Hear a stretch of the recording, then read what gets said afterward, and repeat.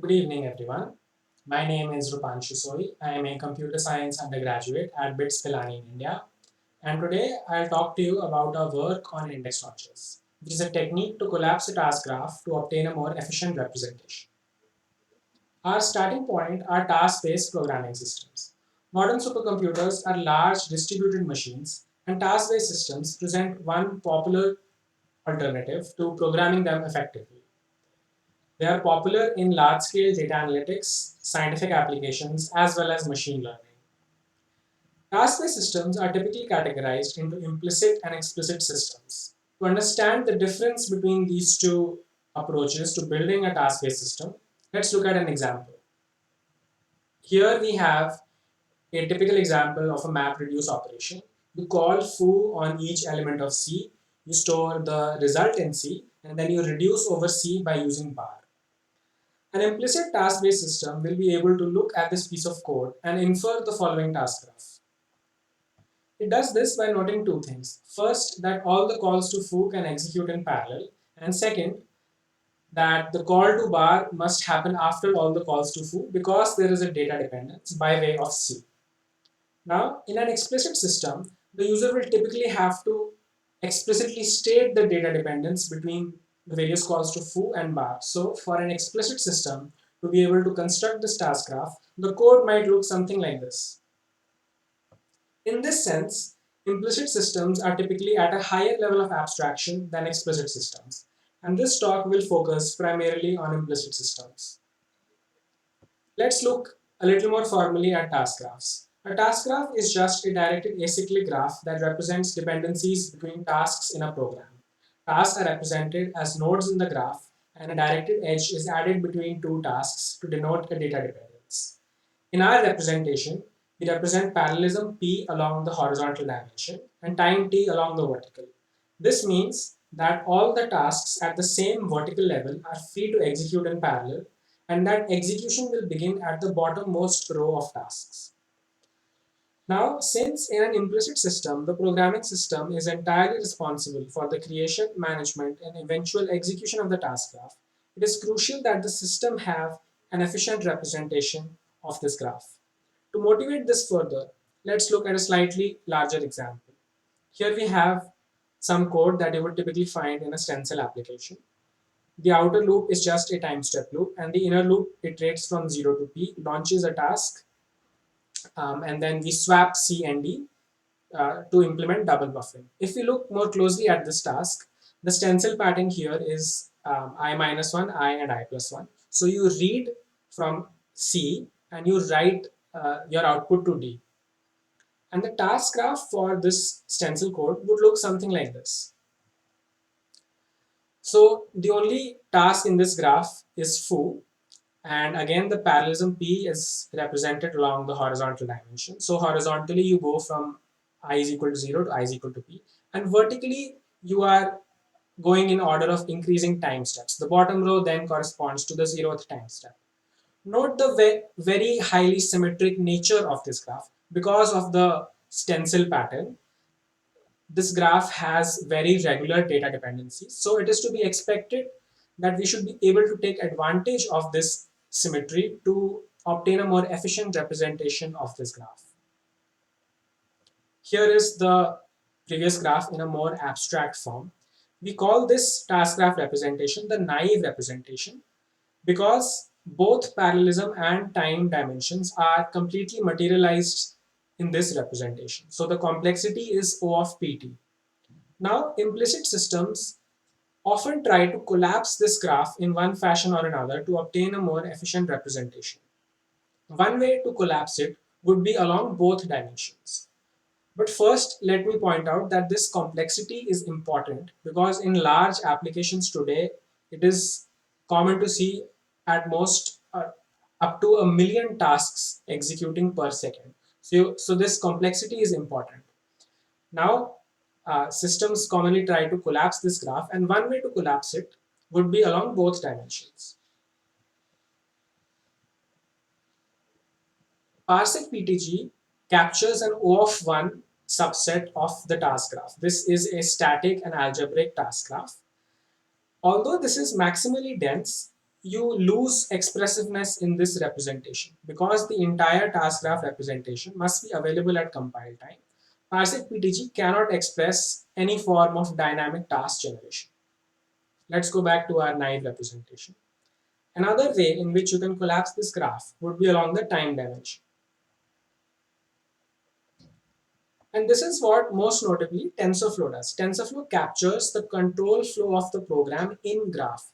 So control flow has a set of predefined constructs that it uses in its task graph to represent the control flow of the program. For example, TensorFlow has a node that can represent an if condition from the program, or a set of nodes in the task graph that can correspond to a while loop. Now, to be able to do this kind of task graph collapse, the runtime needs to see the entire graph at once. So this style of collapse is impossible if either the program is submitted incrementally to TensorFlow, or if TensorFlow's compiler is not able to understand the control flow of the program.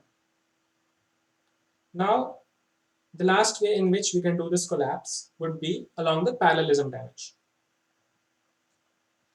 And this is what we do.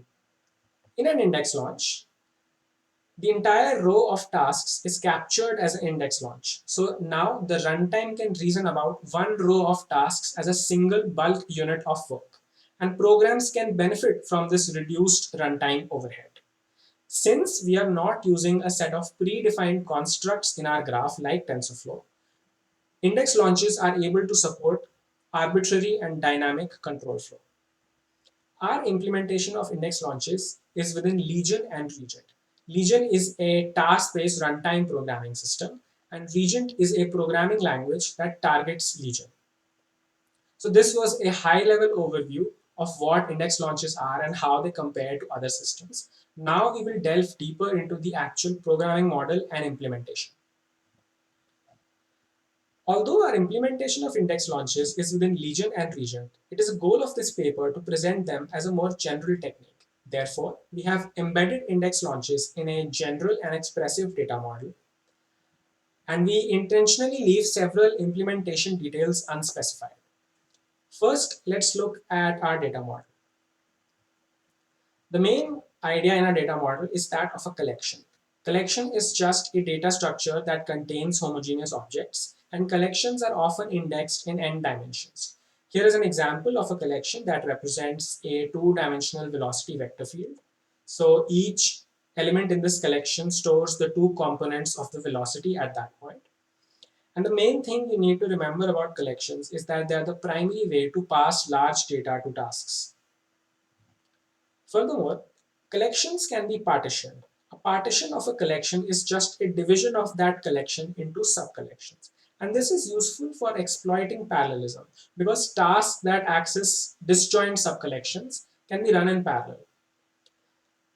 Note that our usage of the term partition is different from its typical mathematical sense in that our partitions can be disjoint or aliased. In a disjoint partition, if you have two different subcollections, then you are guaranteed that you have two disjoint subsets of data. But this guarantee does not exist if you have an aliased partition. Here is an example of a partition of the collection from the last example. If we call this partition P, we write mod P equals 4 to denote that we have four different subcollections in this partition. Although several methods of partitioning are available, we will not specify which one because it is not important to develop our overall idea of index launches. Finally, tasks in our programming model must declare privileges on collections they receive as input. Privileges include one or more of read, write, or reduce, and they are used by the programming system for dependence analysis. Here is an example. So this is a declaration of a task called foo that takes two collection arguments C and D and declares read privileges on C and write privileges on D. So that was our data model. Now let's look a little bit more formally at an index launch. First, what does an index launch look like syntactically? Here is an example of an index launch in Regent syntax. At first glance, it just looks like a task launch loop a simple for loop that launches a bunch of tasks, but let me point out a few important things. Foo is our task. This means that this index launch is just going to be a number of calls in parallel to foo. D is our launch domain. So I iterates over D, and for each distinct value of I, you call foo once. P is our partition. This means that each call to foo will receive as data a subcollection of P. And perhaps most importantly, F is our projection functor. F is technically a function from the launch domain D to the set of subcollections of P, but in simpler terms, F controls how subcollections of P are assigned to calls to foo. Now let's consider when an index launch is safe. By safe, we mean when is it correct to convert a simple loop that launches a bunch of tasks into an index launch. Now, remember that an index launch is meant to be a way to describe a group of tasks to be executed in parallel. So the only condition we have is that all the tasks in an index launch must be safe to run in parallel. In other words, there cannot be a data dependence between two tasks in the same index launch. Let's look at an example. Here we have two potential index launches. The only difference between them is in their projection functors. On the left, we have the constant projection functor 0, and on the right, we have the identity. Furthermore, let's assume that the partition P is disjoint. What this means is that if you have two distinct collections, sub-collections of P, then you are guaranteed to have, then they're guaranteed to be disjoint. And also that foo wants to write to the data it's going to receive. Now it's easy to see that the loop on the left is ineligible to be converted into an index launch because of the projection function. Because every call to foo is going to be assigned the subcollection P0, and because foo wants to write to it, you can have a race condition in which two different tasks are attempting to simultaneously write to the same piece of data. But on the right hand side, because of the identity projection functor, we are guaranteed that each call to foo will receive a different subcollection of P. And hence, because the partition P is disjoint, this index launch is safe. In more general, however, the safety of an index launch depends primarily on three things: the disjointness of the partition, the privileges of the task, and the projection functor. Our programming model is so designed to facilitate the static analysis of privileges and disjointness. For example, a task with only read privileges on any kind of partition with any projection functor is safe to index launch, and this can be checked statically. Moreover, a task with write privileges on an aliased partition is guaranteed to be unsafe, because even if you have a projection functor that does not cause any problems, so even if you have uh, different subcollections of the partition, since it's aliased, you are not guaranteed that these two subcollections will be disjoint. However, by far the most common case is of a disjoint partition with write privileges. And in this case, the safety of the index launch depends primarily completely on the projection functor. To motivate the problem of projection functors, let's look at an example. Because we allow projection functors to be arbitrary pure functions, it's very hard to statically analyze them. Here is an example. So consider a periodic launch domain, so similar to what you would find in stencil application. We are trying to index launch over this domain. Let's consider the situation in which we are trying to launch the task corresponding to the red cell. This task takes as input four different subcollections labeled A, B, C, and D. Since the task receives four different subcollections, the task has associated with it four different projection functors. The problem here is that since this is a periodic domain, we have to use the modulus operator to wrap around it. And a modulus operator is very hard to deal with statically. And therefore, in our implementation, we do static and dynamic analysis for projection functors.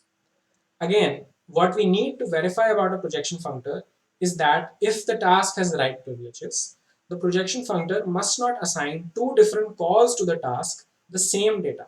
Or in other words, the projection functor must be an injective function over the launch domain. Now, static analysis can handle easy and common cases. For example, our static analysis will be able to identify an identity projection functor. Otherwise, we resort to a dynamic analysis. Now, to check whether a function is injective dynamically is very simple. We simply iterate over the domain of the function and check for duplicate values. Note, however, that for this dynamic analysis to work, we must have that the partition is disjoint. Because if the partition is aliased, then even if you have two different subcollections of the partition, you are not guaranteed that they are disjoint. So the partition must be disjoint for our analysis to work. Let's look briefly at our dynamic analysis algorithm. We create a bit mask as large as the partition, mod p. We iterate over the launch domain D, evaluate the projection functor f at each point, and set the bit mask. And we exit if we find a duplicate. Here is a small example. So our launch domain is from 0 to 4. The size of our partition is 5, and note that this is equal to the size of our bit mask, and our projection functor is I mod 3. Note that our analysis works at the granularity of subcollections. We are not concerned with how many elements there are in the subcollections, but only with how many subcollections there are. And this is beneficial because the number of subcollections is typically bounded by the size of the machine you are running on. And this means that our analysis is going to be efficient. Now, how it works is we initialize the bit mask to 0, and then we simply start iterating over D. So we go to I equals 0, we evaluate the projection functor at 0, and we set the bit mask for that value. We go to 1, to 2, but for I equals 3, since the projection functor gives 0 and the bit mask is already set for 0, this proves that our projection functor is not injective, and therefore this index launch will be unsafe. What this actually means is that the 0th call to the function and the 3rd call to function will receive the same subcollection of P. And if the function wants to write to the data, this index launch will be unsafe. Now, the main effort of the compiler is improving the safety of an index launch. The dynamic analysis that we just described can be done once for checking the safety of the program, and then it can simply be elided for production runs. However, the runtime is actually responsible for actually executing the index launch. The runtime is responsible for taking advantage of the collapsed task graph representation. Our implementation of index launches is within the Legion runtime. Legion has two modes of dependence analysis, but this talk will focus on the newer distributed mode called dynamic control replication. Legion has an internal pipeline to process tasks. This is a 4-stage pipeline, and we will look at how the task graph representation is maintained at each step and what benefit there is to using index launches. So here is a representation of the first stage of the pipeline. We have here 8 different task launches arranged either as 2 index launches or 8 distinct task launches. Index launches are represented as rectangles. And this is the front end stage of the pipeline. And even here you can see that if you don't use index launches, you have to make 8 separate calls to the runtime to launch your task. But if you use index launches, then you only have to make 2 calls, one for each index launch. So already at the first stage, using index launches presents a benefit. The second step is logical analysis. In logical analysis, the runtime figures out dependencies between tasks. Now here as well, if you use an index launch, then the runtime only has to figure out that there is a dependence between the 2 index launches, whereas if you have 8 different task launches, then the runtime has to do a lot more work. The third step is task distribution.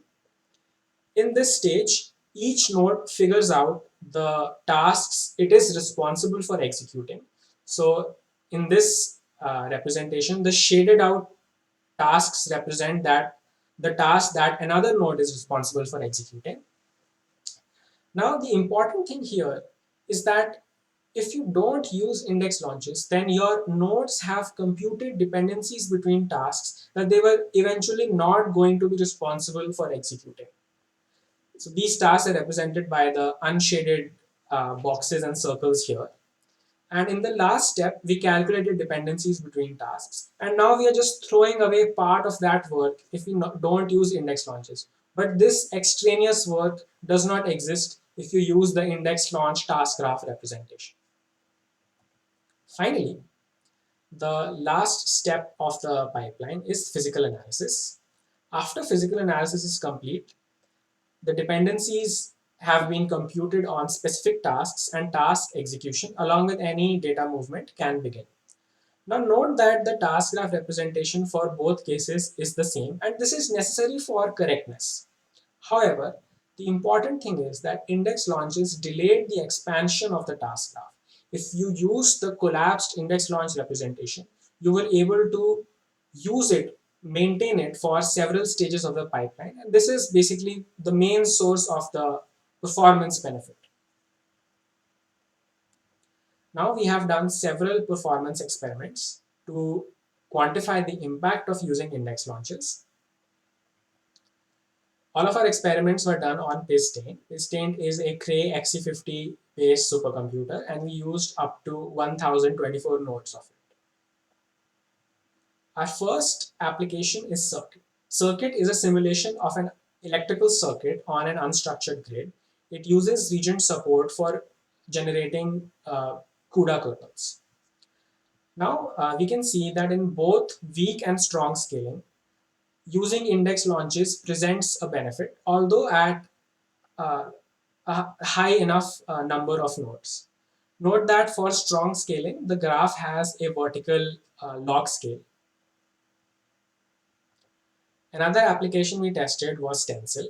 Stencil is a 2D stencil benchmark. Here as well, using index launches presents a benefit at high enough numbers of nodes.